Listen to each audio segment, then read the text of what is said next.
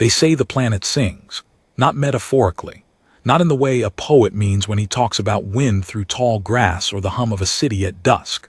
Ressear literally sings, a subaudible resonance that runs through the ground, through the rock, through the roots of every living thing that has spent more than a season in its soil. The locals feel it the way a blind man feels heat from a candle.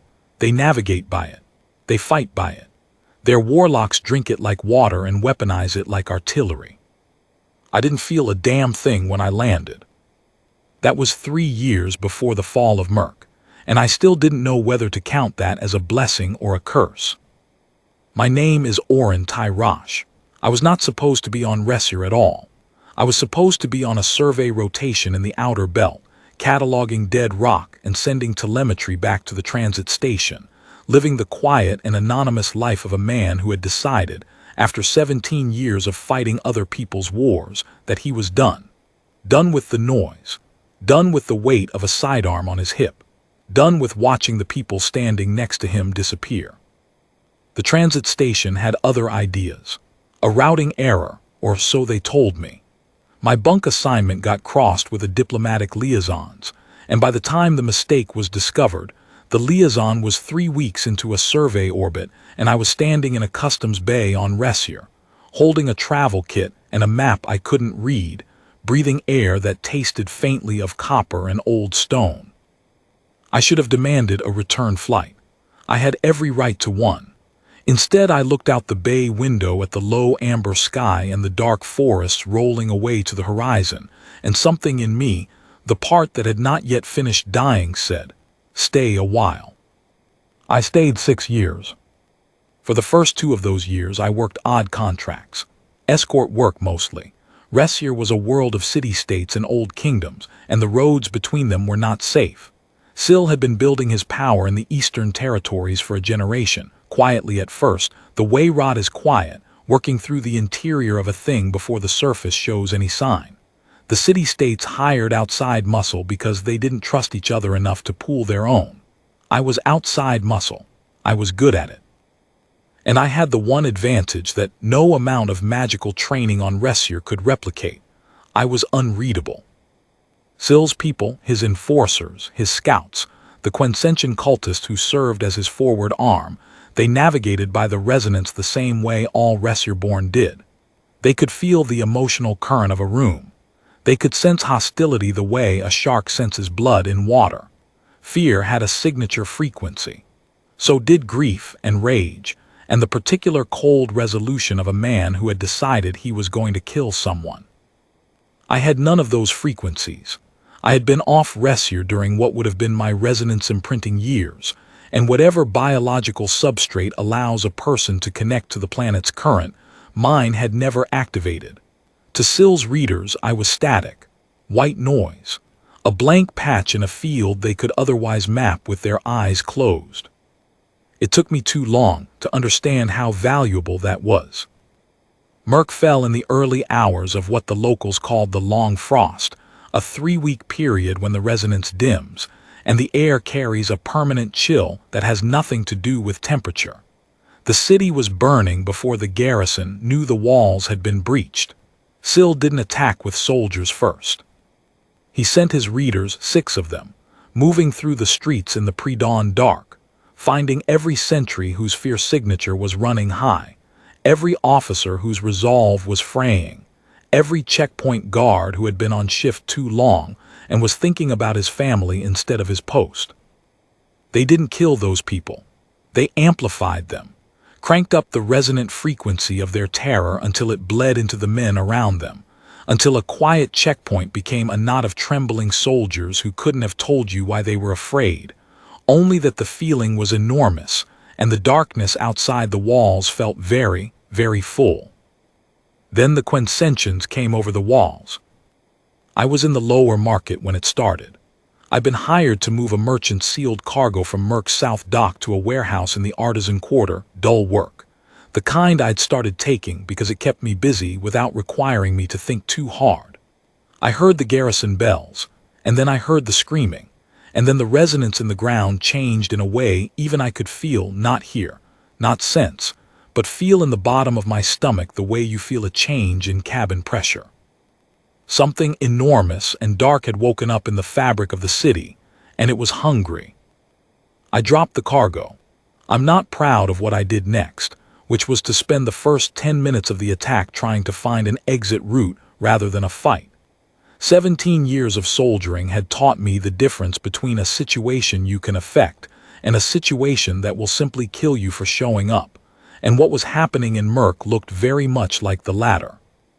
What stopped me was Sophia Hayden. She came around the corner of a burning cooperage at a dead run, 3 soldiers behind her and 2 Quensentian blade dancers closing from the opposite direction.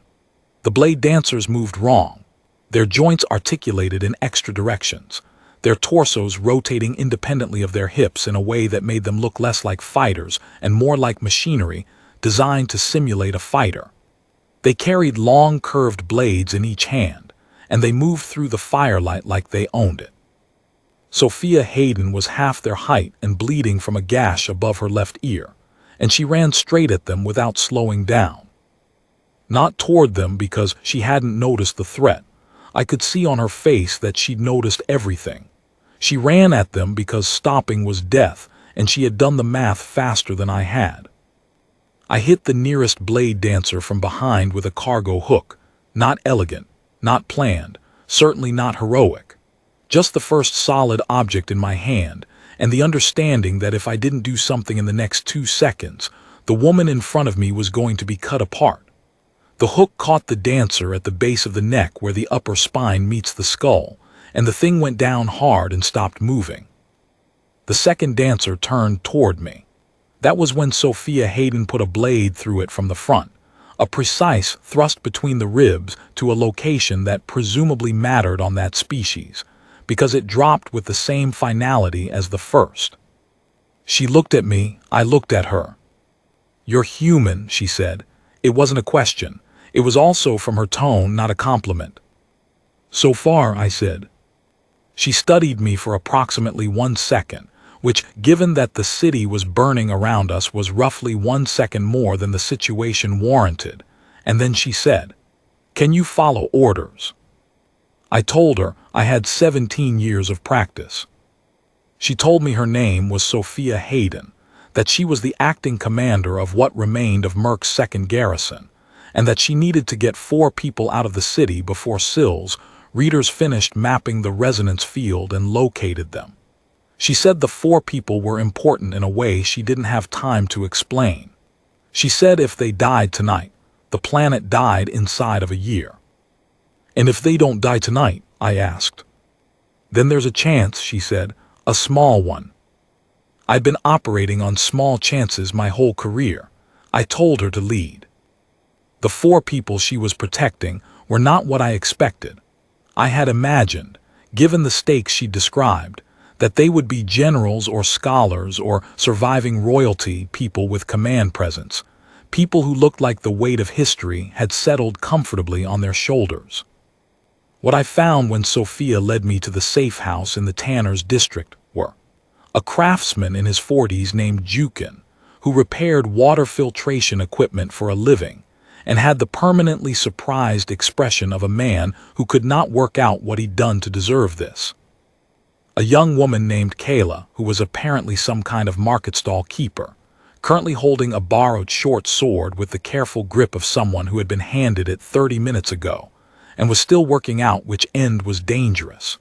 An elderly man called the Keeper of Scales who had a title but no name I was given, and who seemed to be in a state of deep internal conversation with something no one else could hear. And a boy of perhaps 16 named Davin, who said nothing but watched everything with dark, still eyes that saw more than they let on. "These are the people the planet is counting on," I said quietly to Sophia.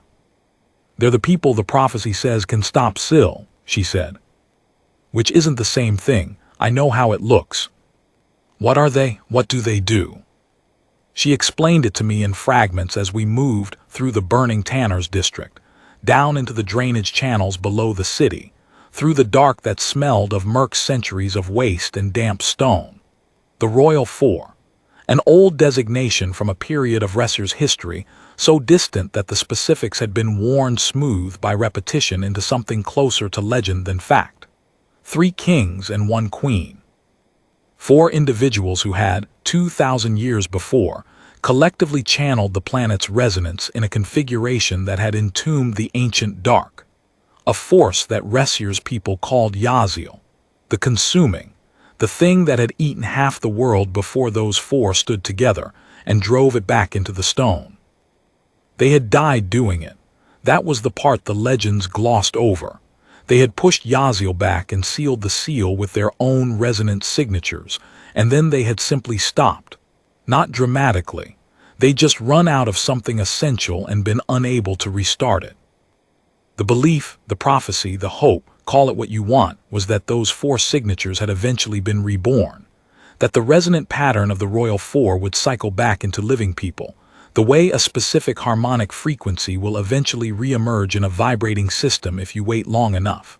The Keeper of Scales had spent 40 years listening to the planet for those signatures. He had found them one by one over the past decade. A craftsman, a market stall keeper, a 16-year-old boy who hadn't spoken a full sentence to anyone in 2 years. And Syl knew. That was the problem. Syl had been hunting the Royal 4 for the same reason Sophia was protecting them, because whoever got to them first controlled what happened next. If Syl killed them before they could do whatever it was they were supposed to do, Yaziel stayed dormant and Syl's rule over Ressear was permanent. But if Syl could somehow get to them first in a different sense, corrupt their resonance signatures, redirect them, use them as a key turned in a different lock, he could use them to release Yaziel under his own control rather than entombing it again. That was the intelligence Sophia's people had gathered in the weeks before Merc fell. Syl wasn't planning to stop at conquest. He was planning to inherit a god. I listened to all of this in the dark of Ressear's drainage channels, wading through knee-deep water in the company of 4 unlikely candidates for planetary salvation, and 1 woman who was clearly running on the last edge of everything she had. And I thought about the fact that I was supposed to be cataloging rock in the outer belt right now. I thought about the routing error. I thought about the amber sky and the dark forests, and whatever it was in me that had said, "Stay a while." I was beginning to think the universe had a sardonic sense of humor. We surfaced 2 hours before dawn, 4 kilometers south of Merc's walls, in a field of what the locals called ghost grain, a pale, low crop that glowed faintly in the dark with residual resonance from the soil. Behind us, the city was still burning. The smoke column rose into the amber night sky and spread wide, the way smoke does when it has nowhere better to be. Sophia called a halt. She stood with her back to the fire glow and looked at each of the 4 in turn, and I had the sense of watching a person run a rapid internal inventory, cataloging not supplies or weapons but something harder to quantify, some assessment of whether what she had was enough for what came next. "We move east," she said. 3 days on foot to the outpost at Verlaine. If Verlaine is still standing, we resupply and regroup. If it's not, she paused, we improvise. "I'm good at that," I said.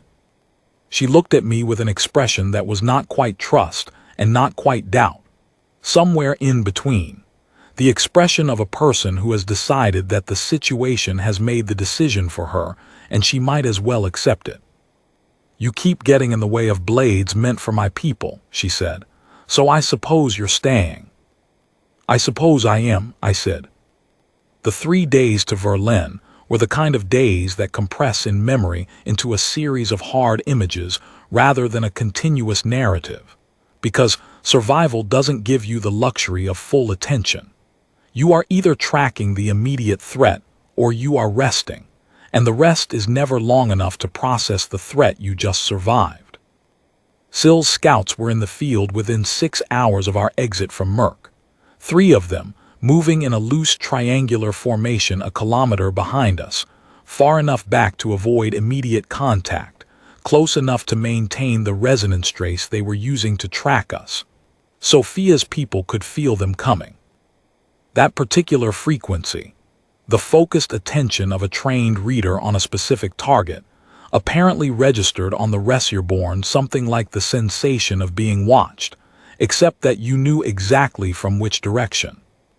I felt nothing, which was, it turned out, the point. Sophia explained it to me on the second night, while the others slept, and she and I took the watch. She had a small fire going, small enough to be below the visible horizon of the surrounding terrain, just enough heat to keep the chill off. She sat with her elbows on her knees and looked at the dark with the particular quality of attention that people develop when they have learned that the dark can look back. Sill's readers can track us through the resonance, she said. Every one of my people has a signature, so do the 4. Signatures are unique like handwriting. Once a reader has them, they can follow them through any terrain. But not me, I said. But not you, she looked at me sideways. You're not in the field. You move through Ressear like a shadow moves through sunlight present but not part of it. The readers register you as an absence, which is strange enough that they've probably logged you, but they can't track what they can't read. So I'm invisible to them. You're static to them, she said, which is different. Static they can find if they look directly at it, but they don't think to look because they've never had reason to. No one is static, not on Ressear. Except me. Except you. I thought about that. You could use me as a screen, I said.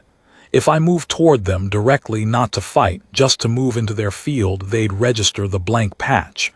It would confuse the read. She was quiet for a moment. It would, she said, for a few minutes.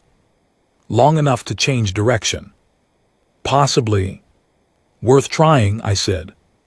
She looked at me for a long moment. There was something in her expression I couldn't name.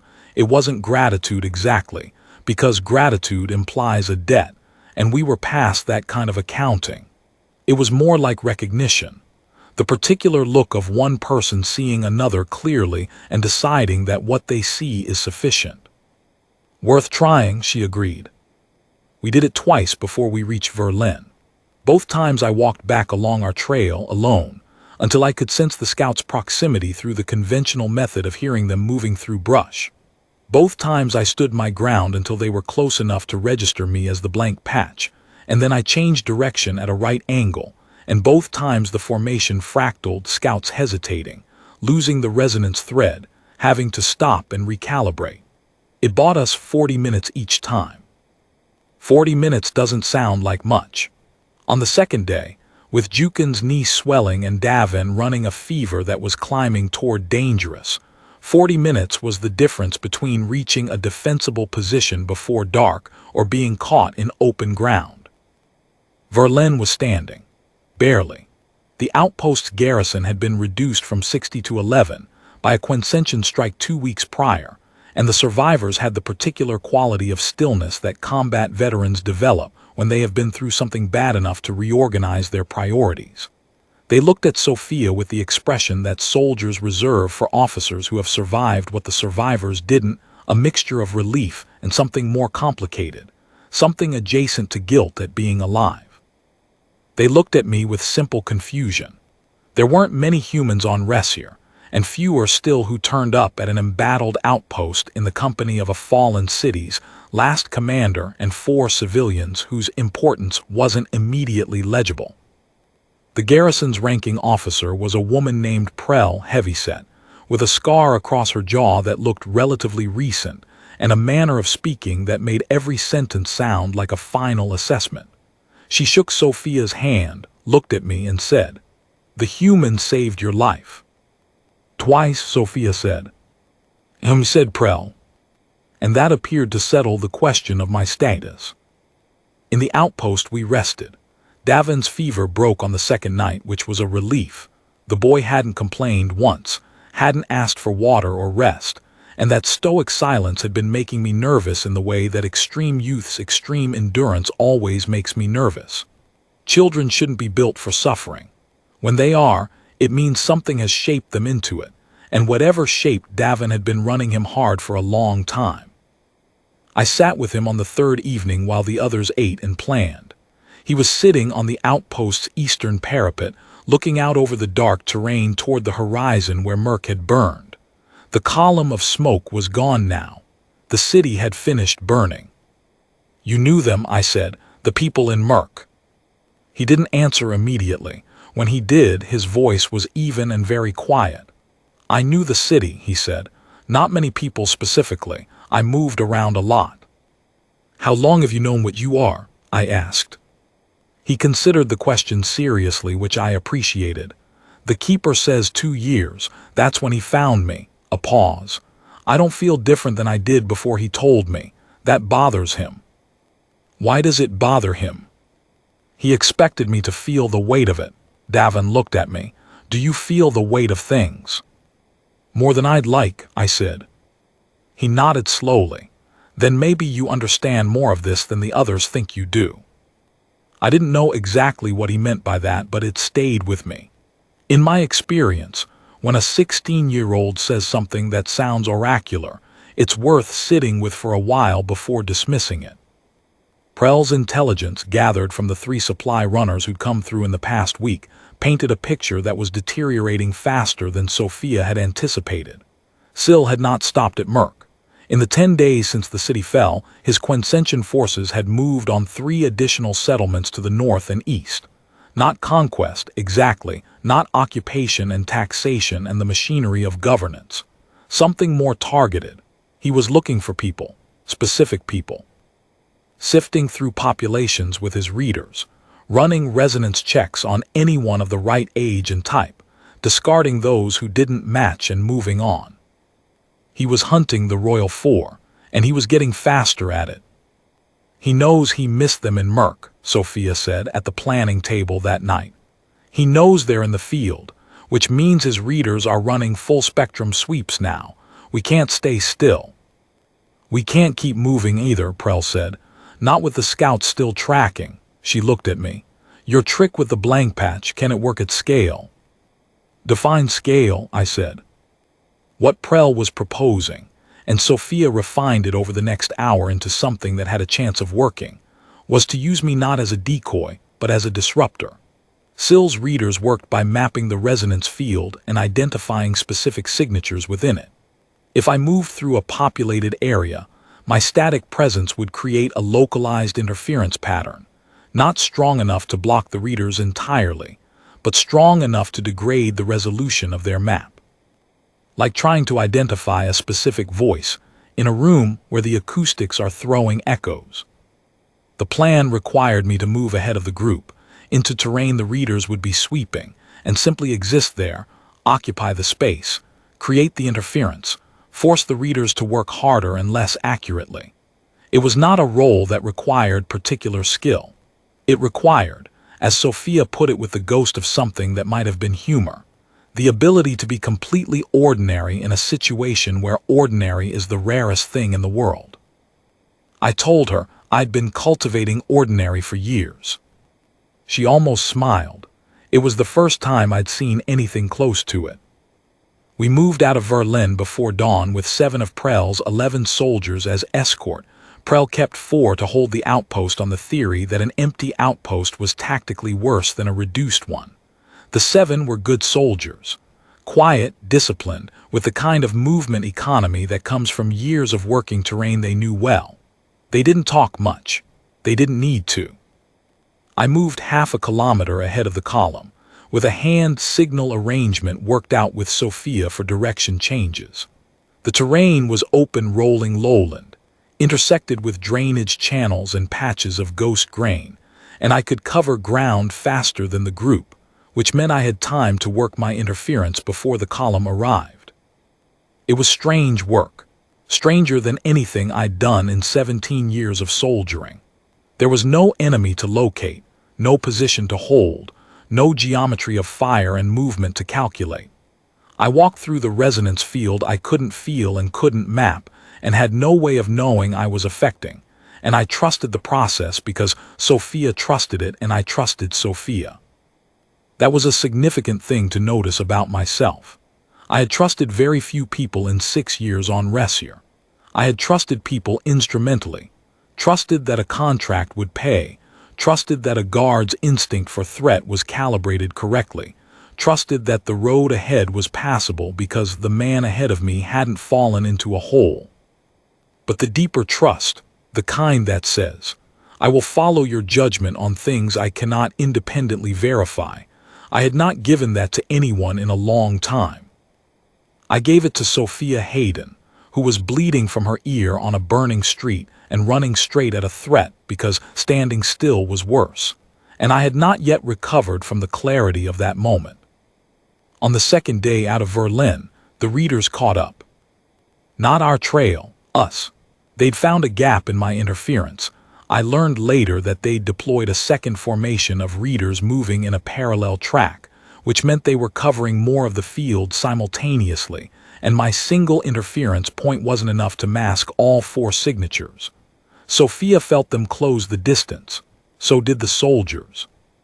Even Jukin, who was, in his own accounting, about as resonance-sensitive as a fence post, said afterward that he'd felt something wrong in the ground, like a vibration with a bad frequency, and had known before Sophia told them that they were found. Sill's forward element hit us at the drainage channel crossing, not the readers, but the Quensentians, 12 of them, coming out of the low scrub on both sides of the crossing, in a formation that had clearly been designed for exactly this terrain. They'd been positioned before we arrived, which meant the readers had predicted our route with enough precision to preposition the ambush. The 7 escort soldiers went to work, and they were good. But 12 Quensentians who moved the way I described, with that extra-jointed machinery quality, are a different problem than most soldiers are trained for, and we had 1 crossing point, and 12 of them coming from 2 directions, and the math was not promising. What changed the math was Davin. I was at the crossing trying to hold the far bank while 2 of the escort pulled Jukin across. The man was a craftsman, not a fighter, and he moved like he knew it when I heard the sound. It was not a dramatic sound, not a thunderclap or a resonance burst of the kind the stories probably describe. It was more like the sudden cessation of background noise, the way a room goes quiet when everyone stops talking at once, except the room was the field, and what stopped was the Quensentians. Not permanently, not all of them, but 6 of the 12 simply stopped moving for approximately 4 seconds, and in a fight, 4 seconds is an age. I used the age, Sophia used it, the escort soldiers used it. We got across the channel, we reformed on the far bank, and we ran. Davin was gray-faced and shaking by the time we stopped. The keeper was at his side instantly, one hand on the boy's wrist, reading something I couldn't see. How did he do that? I asked Sophia. He hasn't done anything like that before, she said, and the tone in her voice was not pride exactly, but something that shared the same frequency, the recognition of potential that has moved from theoretical to actual. Is he all right? He will be, she looked at me. You understand what this means? It means he can do it. It means they can start, she said. All 4 of them together. What Davin just did alone, it was a fraction of what the 4 of them should be able to do when their signatures are synchronized. Should be, I noted. Should be, she agreed. She was not a woman who softened things unnecessarily. I respected that. We made Davin rest for 2 hours over his quiet protests. The boy didn't protest vocally. He simply continued to try to stand up, and we continued to gently block him from doing so. Until eventually, some internal accounting told him the argument was unwinnable, and he sat still. The keeper of scales sat cross-legged beside him for both hours. He wasn't speaking. He was doing something with his hands, small movements, almost a tactile counting, working his fingers against each other in precise and apparently meaningful patterns. Whatever it was, Davin's color improved steadily over the 2 hours, and when we moved again, he moved at full strength. I asked the keeper what he'd been doing. He looked at me with the expression of a man being asked to explain color to a stone. I was tuning him, he said. Like an instrument, I said. Like an instrument, he said, with the faint surprise of a man who had not expected the stone to understand. We lost 2 of the escort soldiers on day 3. A Quensentian pursuit team caught our flank in broken terrain, and the 2 soldiers on the left edge of our column did what soldiers do when a threat appears on the flank. They turned and held. They bought us 4 minutes. I can tell you their names, Vason and Pryor. I asked Sophia after. She told me without hesitation, the way people tell you names they've been holding in their minds because names are the only thing that remains. Vason and Pryor. They held the flank for 4 minutes in terrain that didn't favor defense, and they knew what they were doing when they turned. I don't make it small. I've seen enough of what it looks like when people make the final trade knowingly, and it never looks the way the stories say it does. It looks like 2 people doing a job with the full understanding of the cost, because someone has to and they are the ones who are there. We moved faster after that. Sophia didn't call for grief time. She held it internally, and I could see by the set of her jaw that it was heavy, and she held it anyway because grief time was a luxury the situation had not authorized. By the evening of day 4, we reached the place the keeper had chosen. He'd been navigating by resonance the whole march. I understood, steering us not toward any settlement or fortification, but toward a specific point in the terrain that the planet's resonance field recognized as a node. A place where the signal ran thick. The kind of site that 2,000 years ago had probably been a temple, or a citadel, or simply an important place in the geography of Ressear's oldest power. It was, in the visible present, a low hillside with a ring of standing stones at its crown. The stones were nothing dramatic, weathered and gray, most of them leaning, one toppled entirely. But the ground inside the ring felt different even to me. Not the resonance I couldn't feel, something simpler, more physical. The air was stiller. The sounds of the surrounding terrain were slightly muted. The ghost grain growing inside the ring was twice the height of the grain outside it, and shone with a blue-white light, instead of the usual pale amber. The keeper stood at the center of the ring and did not move for a long time.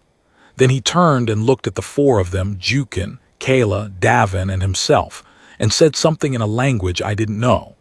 They all looked at him.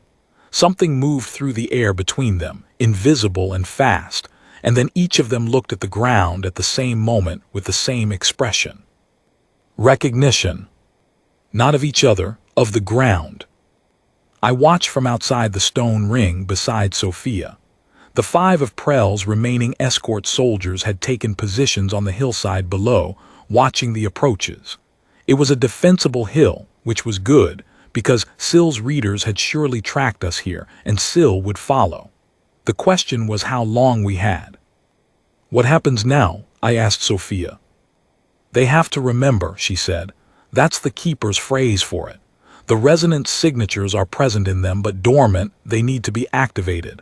The process is apparently," she paused, searching for the right framing, "like waking someone who is deeply asleep. You can't rush it, and you can't do it while people are trying to kill you." "So we hold the hill," I said. "We hold the hill," she said. The Quensentians came before dawn. Not 12 this time, 40.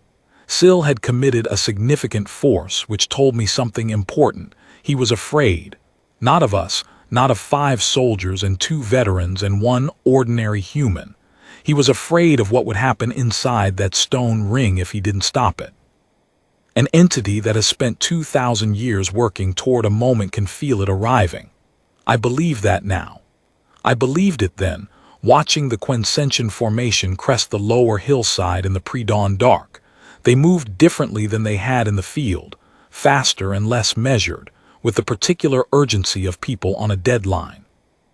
We held the lower hillside for what I estimate was 40 minutes, though the chronology of that kind of fighting is always suspect. It doesn't move in minutes. It moves in increments of threat assessed and threat met, in the geography of the ground under your boots and the geometry of where the next blade is coming from. Sophia fought like she'd been doing it her whole life, which I later learned she had. She'd come up through Merc's military structure from the bottom, starting as a perimeter runner at 14, and she had the rare quality of absolute spatial clarity under pressure. She always knew where everyone was, where the threat was coming from, where the holes in the defense were forming before they opened. She moved through the fight the way a good conductor moves through an orchestra, not playing herself but shaping the performance, putting the right person in the right position half a beat before it became necessary. I fought the way I always have, which is without elegance and with considerable stubbornness. I am not naturally skilled. I am difficult to stop. It's a distinction I made peace with a long time ago. 2 more of the escort went down in the first 20 minutes. Not dead, injured badly enough to be out of the fight, which in some ways is worse, because you can see them and you know they need more than you can give them, and you file that knowing away and keep moving. That left 3 soldiers, Sophia, me. Against, by that point, perhaps 30-odd quincentions, because 10 of them had broken around our flank and were moving up the hill toward the stone ring. I looked at Sophia. She looked at me. "Go," she said. I went. I came around the upper arc of the hill and came in behind the 10 who were moving on the ring from the north face. They didn't hear me until I was among them. The blank patch in their resonance field registered wrong. They felt my presence as a malfunction in their map rather than as a threat, and that half-second of recalibration was enough for the first 2. After that it was noise and movement, and the specific tunnel vision of close fighting in difficult terrain, where the world reduces to the next 2 seconds and the square meter immediately around you. I don't narrate that kind of fighting in real time because real-time fighting doesn't have narration. It has result. The result was that I stopped 6 of the 10 from reaching the ring. The other 4 got through the outer ring of stones before I could close the distance. What happened when they entered the ring I can only describe from the outside, because I was outside when it happened. All 4 of the Royal 4 had been inside the ring for the better part of 2 hours by then. The keeper had been working with them for the entire time. I don't know exactly what the process looked like up close, because we'd been below the crest line and I hadn't been watching. But when the 4 quincentions entered the ring, what I saw was light. Not dramatic light, not a pillar of fire or a crackling arc of energy. Light the way Ressear's ghost grain gives light, soft, steady, blue-white, the color of something living that is made partly of the planet's resonance rather than of ordinary matter. It came from the ground inside the ring, and it came from the 4 people standing on that ground, and it moved between them like a current moves through a closed circuit. The 4 quincentions who had entered the ring stopped walking. They stood for a moment with the expressions of people who have just heard something they cannot process, not afraid, not hurt, simply unable to continue. Then their legs folded and they sat down on the luminous ground with the gentle, disorganized movement of people who have gone to sleep standing up. I'm still not sure exactly what happened to them. I know that they were alive afterward because Prell's people took them into custody 2 days later. I know that they didn't wake up for 3 days. I know that when they did wake up, they had no memory of anything that had happened inside the ring and no ability to connect to Ressear's resonance field. Not suppressed. Not damaged. Simply absent. Whatever the resonance does when it flows through a living person, those 4 people could no longer receive it. It was not what Syl had expected. I think he had expected a weapon. A focused discharge of power, something violent and final, something that would be legible to him in the terms he understood: force against force, power against power. He had spent his long career in exactly those terms, and he was very good at them. What the Royal 4 produced was not a weapon, it was more like a correction. The resonance of Ressear had been running wrong for Syl's entire lifetime, and probably for much longer than that, since the signatures of the Royal 4 are what stabilize the deepest register of the field. Without them, the field drifts. It becomes susceptible to manipulation by anyone skilled and ruthless enough to push it in the direction they prefer. Syl had been living in that drift, exploiting it, building his power in the channels that only open when the field runs wrong. When the 4 of them synchronized inside that stone ring and the old signatures activated, the field corrected. It was not instantaneous. I'm told it took about 3 days for the correction to propagate fully across Ressear's surface. But from the moment of synchronization, the channels Syl had been using closed. His readers lost resolution.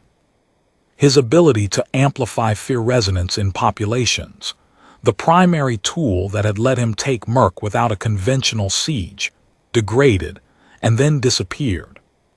Syl was still powerful. He was still dangerous.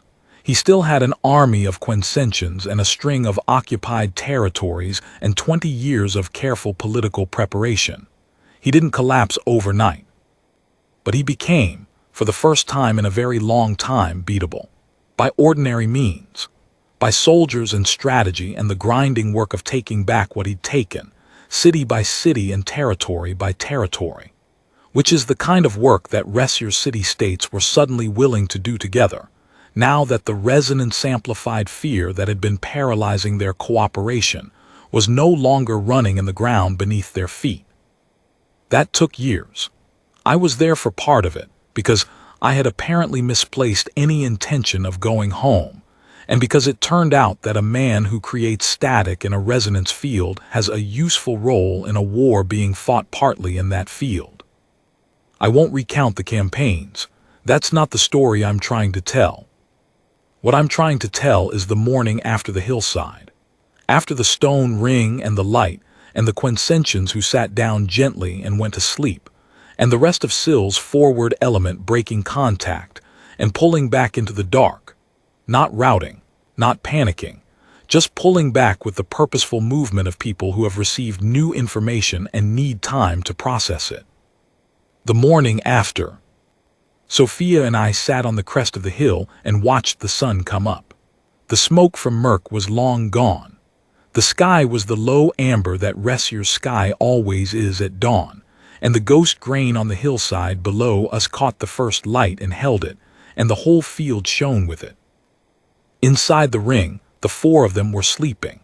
Even the keeper, who had apparently not slept voluntarily in approximately 40 years, was lying on his side on the resonant ground with the loose-limbed unconcern of a man who has been carrying something very heavy for a very long time and has finally set it down. Jukin was next to him. Kayla was curled against the base of one of the standing stones. Davin was flat on his back with his arms at his sides, and even in sleep he had that stillness, that watchfulness in the architecture of his body, though his face was as young as it should have been. I watched Sophia watch them. "You've been protecting them for a long time," I said. "Since the keeper found the first one," she said. 3 years. "Jukin." "Kayla," she corrected. She was first. She was also the most convincing skeptic. Took the keeper 6 weeks to persuade her she wasn't being deceived. What changed her mind? Sophia was quiet for a moment. She could feel the resonance strengthen when the keeper tuned her signature, she said. Not in the way the Ressear-born feel it normally. More like remembering a sound you'd heard before but very long ago. She said it was like remembering something she'd never consciously known. A pause. That was when she believed. I thought about what Davin had said on the parapet in Verlaine, about the weight of things, about whether I understood more than the others thought I did. "What happens to them now?" I asked. "They live their lives," Sophia said. "That's the part people always forget when they tell the prophecy. The Royal Four stopped Yaziel and then they died, so the stories end there. But the original 4 lived for decades after. The activation doesn't consume you. You just carry it. The signature becomes part of who you are, and you keep being who you were." Jukin goes back to fixing water filters. "Probably," she said, "if there are still water filters to fix." She looked toward the direction of Merc, though it was too far to see. "That part's going to take a while." "Yes," I said. We sat with that for a while. Below us, the soldiers who were still standing were tending to the ones who weren't. It was quiet work. The kind of work that happens after violence when the people doing it have been through enough violence that the routine of it no longer requires comment. "Tyrosh," Sophia said. "Yes." "Why did you stay on Ressear, originally, before any of this?" I'd thought about that question a few times in the years since I'd made the decision, and I'd never found an answer that fully satisfied me. Something about the amber sky, something about the forests, the routing error that wasn't, or that was, but that I had chosen not to fight. I don't know, I told her honestly. I think I was tired of leaving. She nodded, like that made a kind of sense she recognized. I'm glad you stayed, she said. Not warmly, not with the fullness of a person making a declaration. Just factually, the way she said most things, as an assessment that had been reached through evidence and was now being reported. It was enough, more than enough. I'd been running on small chances for years. So am I said. The sun came fully over the horizon, and the ghost-grain field caught the light and held it, and Ressear sang beneath us in its inaudible way, and the four people sleeping inside the stone ring carried the old signatures in their chests like slow fires that would never quite go out. There are things I know now that I didn't know that morning. I know that Sill's final defeat took 4 years, and I was in the field for 2 of them. I know that Jukin did go back to his water filtration work, eventually, in a rebuilt district of a rebuilt city, where the materials were better and the pay was fairer, and the sky above the workshop didn't carry the smell of smoke. I know that Kayla became something of an unofficial ambassador between the city-states in the years of Reconstruction, a role she took on reluctantly, and performed with the same skeptical precision she applied to everything. I know that Davin grew up, and that growing up suited him, and that the silence he'd carried as a boy became a different kind of quiet in the man. The quiet of someone who had found, somewhere in the process of becoming himself, a level of peace that the weight of the world had tried very hard to prevent. I know that the Keeper of Scales died 3 years after the hillside, in his sleep, in a room in Verlaine that had been given to him for the duration, and that when Prell found him in the morning, he was smiling, which she said she had not expected of a man who had looked so solemn in all his waking hours. I know that Sophia Hayden led the coalition forces for 2 years of the recovery campaign, and then handed command to Prell and became something harder to name. An advisor, a presence, a person the city-states called when the decisions were too complicated for anyone who hadn't been there from the beginning. And I know that I stayed. Not because of the routing error, which I stopped blaming a long time ago. Not because of inertia, or because I'd run out of somewhere else to be. Because at some point in those 6 years and then those further years of reconstruction, Ressear had become the place I would have chosen if I had chosen. I'm not resonance sensitive.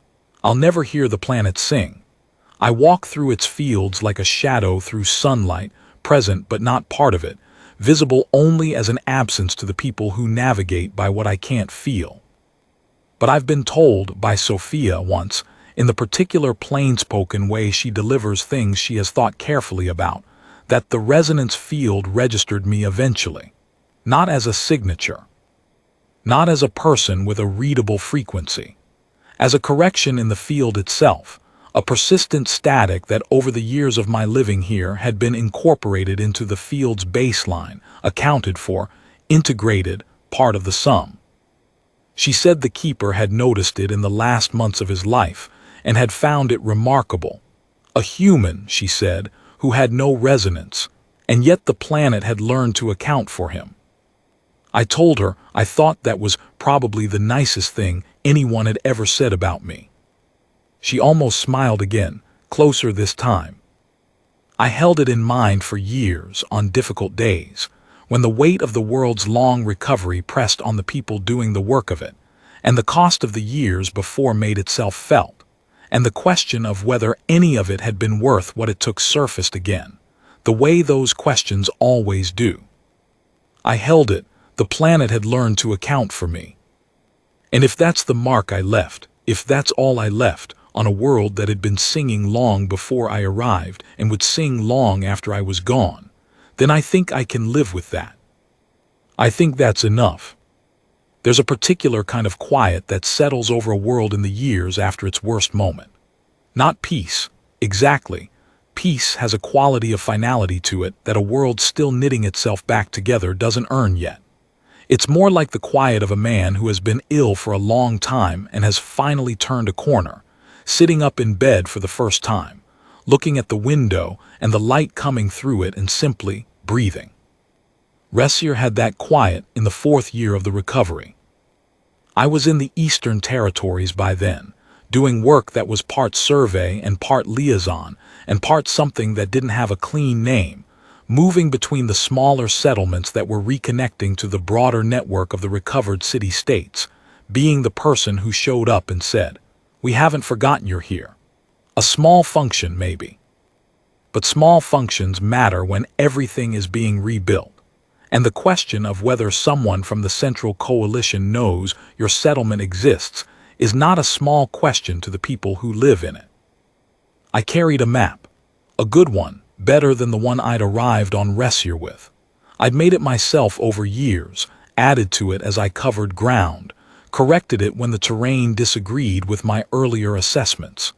It was, by the 4th year, an accurate document of a significant portion of the Eastern Territories' geography, and I kept it because I intended to keep moving. I thought about that sometimes, the fact that I kept moving, even now, when I could have stopped.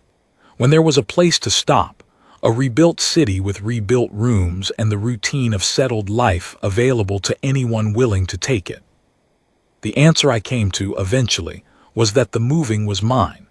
It was the thing I'd brought from before Ressear, from 17 years of fighting and the brief interlude of survey rotations in Deadrock space, the one habit that had survived everything else being reorganized by the planet and the people on it. I moved. And moving, for me, was not the opposite of belonging somewhere. It was, perhaps, just the particular shape that belonging took when the world was large enough. I was 3 days east of Berlin when I found the node. Not the hillside, a different one. Ressear was riddled with them, the keeper had said before he died. The field ran through the planet's whole structure, and everywhere it thickened and concentrated into what he called nodes, there was the possibility of that resonance, that soft blue-white glow in the ghost grain, that quality of stillness in the air. This node was in a valley, unmarked, with no ring of standing stones. Just the valley and the grain glowing in the late amber light, and the field running thick beneath my boots, thick enough that even I, in my static absence of resonance, could feel the difference in the ground. The way a room feels different when it's been recently occupied by someone important, even after they've left. I stood in the center of it for a while, hands at my sides. I didn't hear the planet sing. I never would. But I understood standing there that the singing was happening, that it had been happening continuously for longer than anyone alive could account for, and that it would continue after everyone alive was gone, and that the specific contribution of the 4 people sleeping in the ring on the hill, 2,000 years past and 2,000 years to come, was simply to keep the song in tune, to be the part of it that remained true. A small function, but without it everything else runs wrong. I walked out of the valley as the sun went down, and behind me the ghost grain held the last light long after the surrounding terrain had gone dark. I didn't look back. I had the map, and the next settlement was 2 days east, and they were expecting me before the end of the week. I kept moving. That too was enough. Prell sent a runner to find me on the 6th day east, which told me something had happened that required me specifically. Prell did not waste runners on news that could wait for my return. The runner was a young woman named Os, one of the garrison's newly trained scouts, and she had the particular quality of someone who has been moving fast for a long time and has decided that the appropriate response is to look as though this is the natural pace of existence. She found me at the eastern settlement of Havre, where I'd spent 2 days cataloging the settlement's reconstruction needs for the Coalition's Supply Committee, and she handed me a folded document with a wax seal I recognized as Sophia's. I read it there in the doorway of the settlement's cooperative hall, with Os standing 3 steps back with a professional lack of curiosity that didn't entirely conceal her actual curiosity. The letter was short. Sophia's letters were always short, written in the same plain-spoken way she spoke, without preamble or decoration. Syl had been located. Not his forces, not a remnant operation. Syl himself, found in the deep interior of the Eastern Mountain Territory, in a complex that had apparently been prepared years before the recovery campaign began, a fallback position, provisioned for a long occupation, staffed by the most committed of his remaining loyal Quintessentians.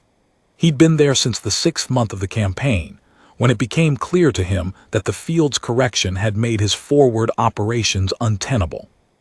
He'd retreated into the mountain and waited. What he'd been waiting for was unclear. Perhaps for the field to revert, perhaps for the royal four to die or be killed, perhaps simply for an opportunity he hadn't yet identified. Syl was patient in the way that long-lived predators are patient, not with tranquility, but with the absolute willingness to wait as long as waiting is what the situation requires. Prell's intelligence people had located the complex through conventional means. A trader network, a rumor, 3 months of careful triangulation.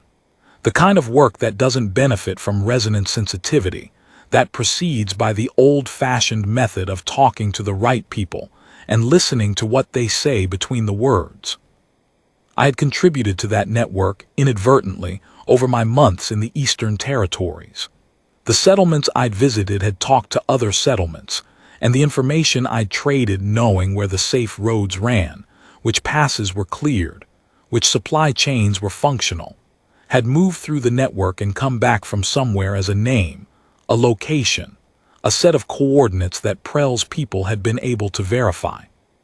Sophia's letter ended with a question, not an order, a question. She asked if I wanted to be there for the end of it. I folded the letter and put it in my coat and looked at Os, who continued not to be curious with considerable effort. "Tell Prell yes," I said. "Tell her I'll take the northern pass and come in from above the valley. She'll know what I mean." Os allowed herself one brief moment of actual curiosity before reassembling her professional demeanor.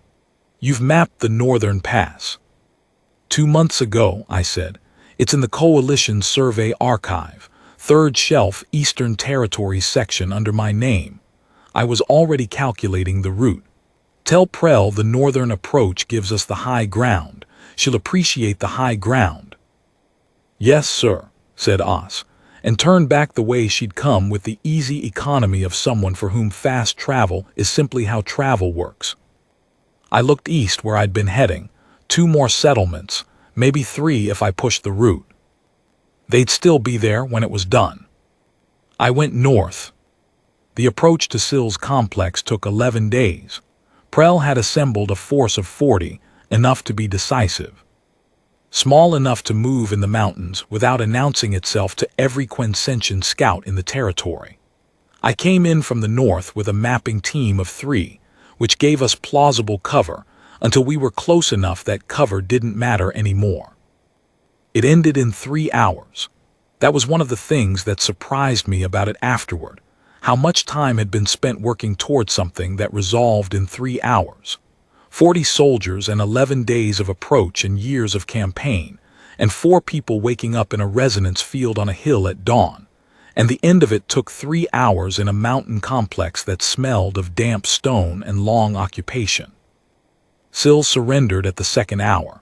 He did not do it dramatically. He came into the central hall of the complex from an interior passage, alone, without the blade dancers or the readers he'd still had at his disposal inside the complex.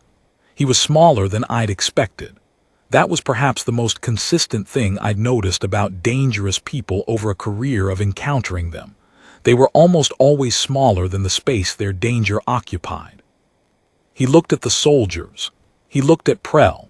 He looked at me with a long, measuring attention that I recognized as a reader's attempt to map a resonance signature, and I watched the moment when he registered the absence, the static, the blank patch, and recalibrated. "Human," he said, not a question.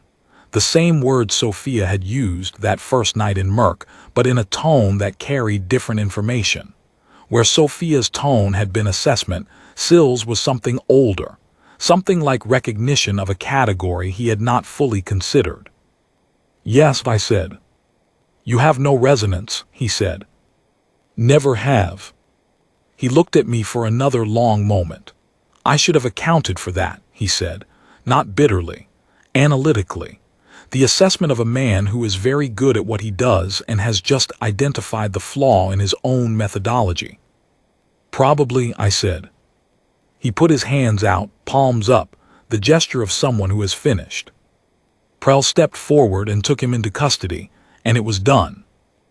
I stood in the central hall of the mountain complex for a moment after they let him out, and I thought about what it meant, what it means, the end of a thing that has been running for years and has shaped the world around it the way a river shapes the terrain it runs through. The world after Sill would not be the same world as the world before him. It would not even be the same world as the world that had been fighting him. Something had been spent in the spending of him, and something had been made, and the balance of those two things was still being calculated. But the calculation had a chance to come out level. That was the part that mattered. I walked out of the complex into the mountain air, and the altitude made the sky a deeper blue than I usually saw it on Ressear, and the ghost grain wasn't growing up here, but the rock had a faint luminosity that I'd noticed on other high ground, the resonance rising through the stone, closer to the surface than in the lowlands. I checked the map. The passes east were clear. The settlements I hadn't reached yet were still there, still waiting to be visited, still needing someone to show up and say, "We haven't forgotten you're here." I marked the complex on the map, annotated the approach routes, noted the condition of the passes, and turned east. The planet sang below me, inaudible and constant and old enough to have been singing when the first of the Royal Four stood on a hill and knew, without being told, what they were for. I couldn't hear it, but I knew it was there. And knowing was, I had decided somewhere along the way, entirely sufficient.